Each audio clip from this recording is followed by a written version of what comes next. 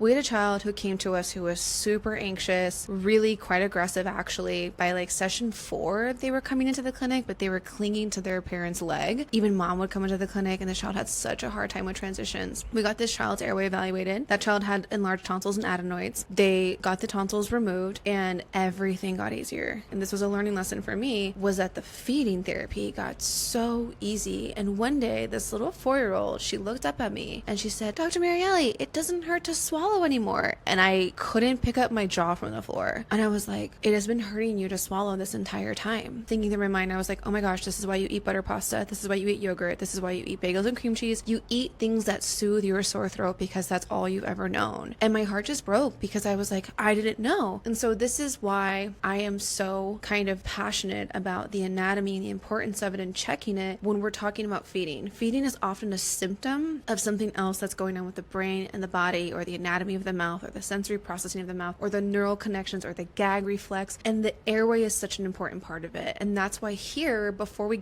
even go into feeding or touch feeding at Therapy LA, we always regulate the child first, and we always look at the airway. Because if I'm battling a blocked or compromised airway, I can't regulate that child enough for them to be pushed to try steak, chicken, tomatoes. They want to eat and control what they can with that because their body literally doesn't feel safe putting it into their mouth. And it actually might be painful. And that was a learning lesson that I will never forget, and my team will never forget, because we have seen it day in and day out. So it's something that people need to also really understand, that a child often can be experiencing pain and none of us know about it because we're not in their body.